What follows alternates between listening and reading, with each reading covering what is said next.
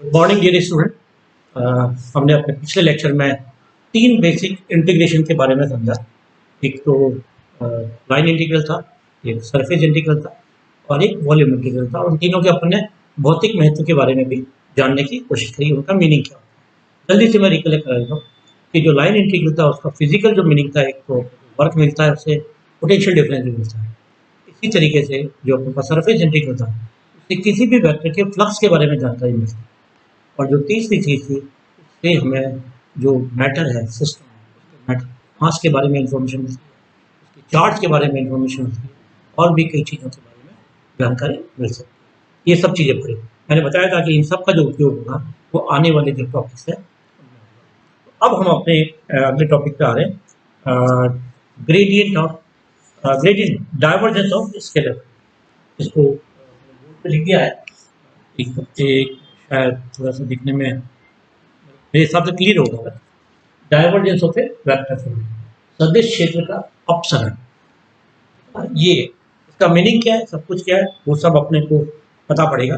और सबसे पहले हम इसकी परिभाषा को जानने की कोशिश करते हैं कि डाइवर्जेंस का मतलब क्या होता है। एक भी वेक्टर है, यहाँ पे वेक्टर को हमने ए के रूप में लिया, इसके डाइवर्जेंस से मतलब क्या।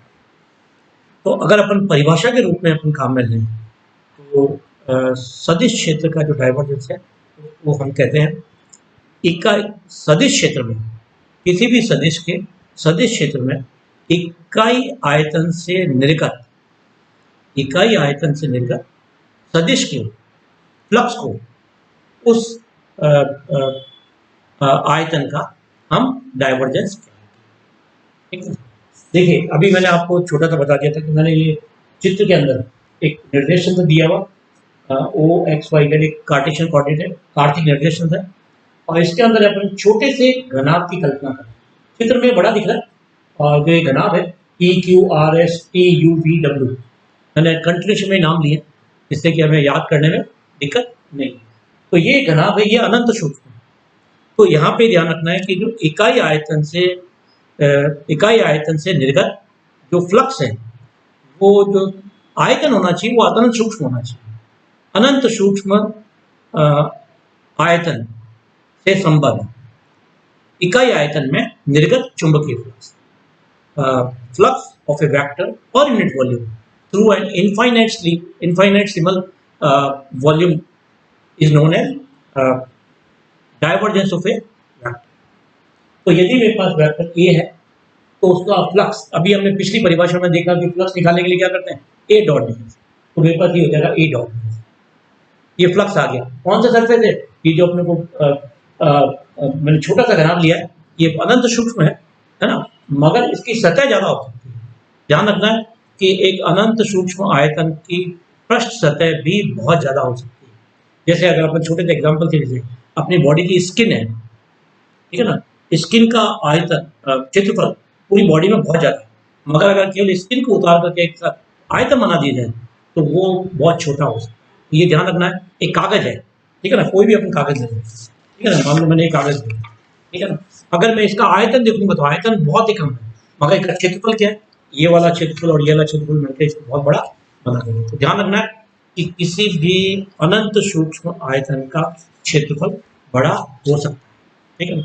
और मैं एक छोटे से एग्जाम्पल के रूप में आपको काम में लूँ तो जो हम घरों में वर्क काम में लेते हैं, चाहे वो चांदी का हो चाहे वो सोने का हो, उसका पृष्ठ सतह बहुत ज़्यादा होता है, मगर अगर अपन उसको मिला करके एक छोटी सी इकट्ठा कर दें, एक बिल्कुल बारीक सी तिल से भी छोटी उसकी गोली बन जाएगी, वो आयतन हो जाएगा। तो वो अनंत सूक्ष्म आयतन है, मगर उसका पृष्ठ सतह बहुत ज़्यादा। तो ये आपको पता पड़ना चाहिए कि इसका मीनिंग क्या है। तो यहाँ पे एस जो है वो डेल्टा एस नहीं है, ध्यान रखना, ठीक है ना, वो कितना है, वो एस है, मगर जो आयतन है वो डेल्टा वी है। डेल्टा वी की लिमिट क्या है, limit delta V tend to 0, मतलब ये अनंत सूक्ष्म है। तो ये जाना, तो ये हमारे पास इसका परिभाषा है, इकाई आयतन से निर्गत नेट फ्लक्स। यहाँ ध्यान रखना है कि मैं कह रहा हूँ नेट निर्गत। नेट का मतलब ये होता है कि आने वाला तो निगेटिव रहेगा और जाने वाला क्या रहेगा, पॉजिटिव रहेगा। मतलब अपना नेट कंट्रीब्यूशन इस सतह का कितना है, इस वॉल्यूम का कितना है, वो देखना है हमारे लिए, ठीक है ना। अब वो आने वाला माइनस क्यों होता है, जाने वाला प्लस क्यों होता है, इसके बारे में मैं आपको एक छोटा सा पॉइंट है वो आपको बताऊंगा, अभी डेरिवेशन आने को वहाँ मैं आपको बताऊंगा। वो बहुत अपना क्लियर हो जाए, उसमें साइन अपने को लगाने की जरूरत नहीं, अपने आप माइनस साइन आता है, ठीक है ना। तो ये ध्यान रखना। तो इसको सॉल्व करने के लिए हम क्या करते हैं कि छोटा सा एक काम करते हैं। तो ये अपने पास पहले जो टाइम है इसके सेंटर में बिल्कुल मध्य में मैं मानता हूँ कोई बिंदु ले लेता हूँ, और उस बिंदु पर सदिश क्षेत्र का जो मान है वो कितना है, ठीक है ना। इसके ए इसका मान, इसके तीन घटक होंगे एक्स वाई और जेड। मैं यहाँ पे लिख देता हूँ ये बराबर कितना हो जाएगा, ये का एक्स दिशा में घटक है आई ले लेता हूँ, वाई दिशा में कितना है एक बार कर देता हूँ प्लस एक, कितना हो जाएगा ये एक ही से आगे बढ़ता है। देखिए ये बेसिक इक्वेशन है, और ये अपने को ध्यान रखना है।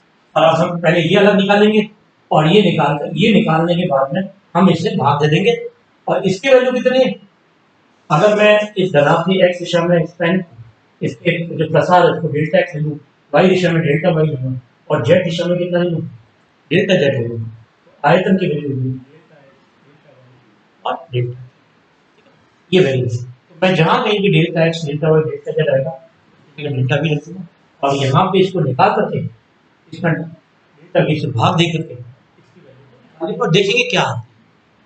अगर ये आपको जानकर आश्चर्य होगा जब रिजल्ट आएगा, तो आप कहेंगे कि ये तो हमारे मैथमेटिक्स में होती है, तेरे ये आई कैसे है, ये हमें जानना जरूरी है। मैंने बताया कि हमारे फिजिक्स में आपको जो इसको शक्ल दी जाती है, आधार दिया जाता है, वो इसी तरीके से दिया। तो सबसे पहले मैं एक काम करता हूँ कि इस जो क्षेत्र है उसका सतह, जो ये वाली सतह है कौन सी, R S T U R, इस सतह से पर इसका मान जाना। तो हम मानते हैं कि जो ये दिशा कौन सी है, एक्स दिशा है, ये एक सतह के लंबवत रहेगी, ठीक है ना। अपना ये यहाँ पे मैंने बता रखा कि ये डायरेक्शन ये, और इस सतह की डायरेक्शन भी क्या है, इसी तरह के तल के लंबवत बाहर, और ए की दिशा भी क्या है बाहर की, इन दोनों की दिशा क्या है एक ही दिशा, एक ही दिशा होने से इनके बीच का कोण कितना हो जाएगा, जीरो हो जाएगा। ए डॉट बी की वैल्यू हो जाएगी जीरो, कॉस जीरो की वैल्यू हो जाएगी ए, तो ये मेरे को अधिकतम वैल्यू है। अगर मैं ए एक्स में दूरी के साथ परिवर्तन की दर delta A X upon delta x लूं, तो ये तो क्या आ गया परिवर्तन की दर दूरी के साथ। तो मेरे को अगर इसको डेल्टा ए के रूप में निकालना है तो मैं क्या करूं, दूरी से मल्टीप्लाई, यहाँ पे मान है कितना ए एक्स, तो मैंने यहाँ पे कर दिया ए एक्स प्लस इसमें आगे कितना जुड़ेगा, ये वैल्यू जुड़ेगी delta A X upon delta X into delta X upon two, क्योंकि मैंने इसको सेंटर पॉइंट से लिया है तो ये पूरी डेल्टा एक्स है, तो यह दूरी कितनी हो जाएगी डेल्टा एक्स अपॉन। देखिए इस चीज को रखने की बिल्कुल जरूरत नहीं, मैं एक छोटा सा आपका एग्जांपल दे रहा हूं, v is equal to u plus at, आप जानते हैं ये है वेग, अंतिम वेग ये होता है प्रारंभिक वेग, और ये क्या है वेग में समय के साथ परिवर्तन की दर, और ये क्या होती है समय अंतराल, एक्चुअल में t नहीं है डेल्टा t। ध्यान रखना है कि ये जो a होता है वो होता है du अपॉन dt, वेग में समय के साथ परिवर्तन की दर। जब समय के साथ परिवर्तन की दर है और आपको ये वेग निकालना है, तो आपको क्योंकि इसको हटाना है तो आपको मल्टीप्लाई किससे करना पड़ेगा, समय के साथ करना पड़ेगा। ये आप न्यूटन के नियमों में करते आए हैं, 11th के अंदर ही करा हुआ और उससे पहले भी करा हुआ।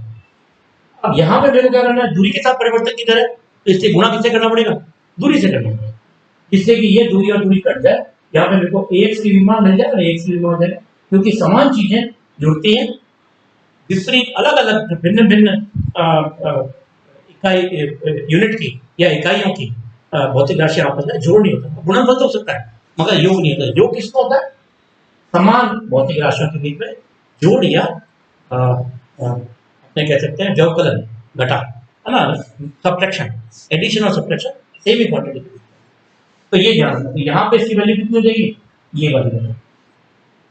अब मेरे को इस सतह से लेकर चुंबकीय फ्लक्स की वैल्यू निकालनी है, तो मान लेते हैं कि यहाँ पे इसकी वैल्यू है फाई, क्योंकि फ्लक्स है इसको मैं देता हूँ फाई कर देता हूँ उसके आप, तो लेट फाई एक्स, एक्स की वैल्यू का निकालनी है, डेल्टा फाई बाद में लेंगे, पहले फाई एक्स की वैल्यू, और ये कहाँ निकालना है, आर एस टी यू, ये किसके बराबर हो जाएगा, ये हो जाएगा A X plus delta A X upon delta X upon, ये तो हो गया सदिश ए डॉट डीएक्स करना ना, इसकी दिशा क्या है, बाहर की ओर, इनटू क्या करना, क्षेत्रफल, क्षेत्रफल कितना है, ये कितना है डेल्टा जेड, ये कितना है डेल्टा वाई, इसका क्षेत्रफल कितना हो जाएगा डेल्टा वाई इंटू, और इन दोनों के बीच में कोण कितना है cos ऑफ जीरो, ये इसके बीच में एंगल, इसके आते cos जीरो की वैल्यू कितनी एक हो जाएगी, तो अपने पास वैल्यू हो जाएगी A X plus delta delta into delta Y, ये मेरे पास हो गया निर्गत फ्लक्स इस सतह से जो बाहर निकला। अब हम देख रहे हैं कि जो इस सतह है P Q V W P, इस सतह पे विद्युत जो भी सदिश है वो आ भी रहा है, इसके आने की दिशा क्या है, ये वाली दिशा है, और सदिश वो क्षेत्र की दिशा क्या है, बाहर की। इन दोनों के बीच में एंगल कितना हो गया 180 डिग्री, तो जो यहाँ पे एंगल cos जीरो था वो अगला वाला जो अपन काम करेंगे फाई एक्स से निकाल रहा हूं, मगर मैं कहां निकाल रहा हूं पी क्यू वी डब्ल्यू, इस पे निकाल, तो ये क्या हो जाएगी A X plus delta X delta X into delta X into वही आएगा delta Y into delta Z, मगर साथ में आएगा cos ऑफ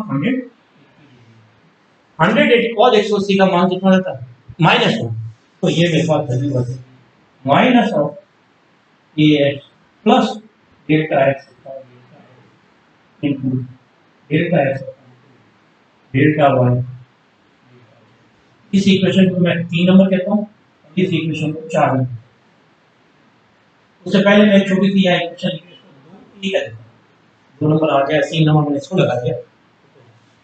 तो मैंने आपको बताया कि जो फ्लक्स सतह पर आपतित होता है वो माइनस आता है, क्यों आता है, इस तरह, अपने को कुछ करने की जरूरत नहीं, अपना माइनस है, तो नेट फ्लक्स क्या हो जाएगा, दोनों को जोड़ दो, तो मेरे पास आ जाएगा डेल्टा फाई एक्स, मैं क्या करूँ phi X R S T U plus phi X, ये कौन सा है पी क्यू वी डब्ल्यू, इन दोनों को जोड़ देते हैं।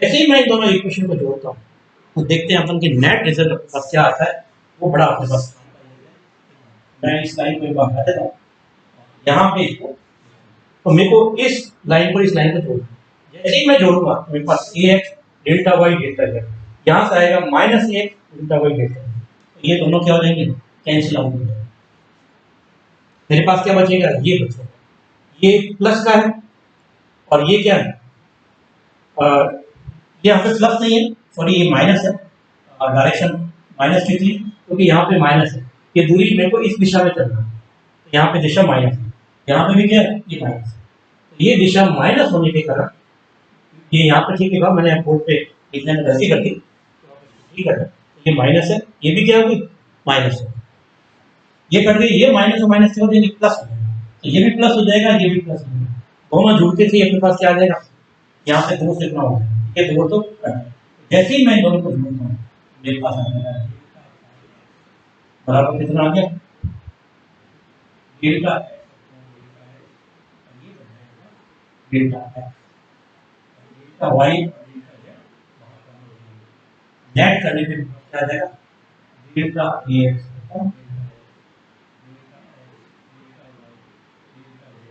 या मैं delta X,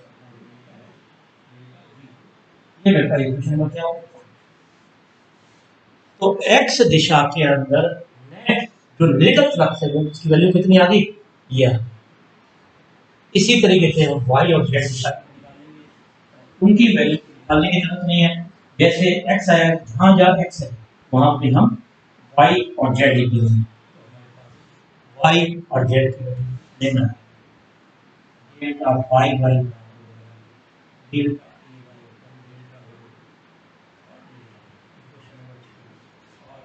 delta y z,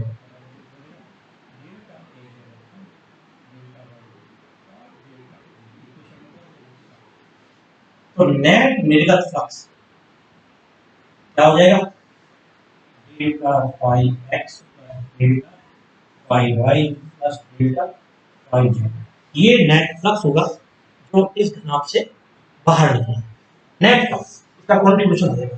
तो मैं तीनों को जोड़ूंगा 5 6 7 जोड़ेंगे तो डेल्टा भी कॉमन आ जाएगा, मेरे पास क्या आ जाएगा delta A X upon delta plus delta plus delta A Z upon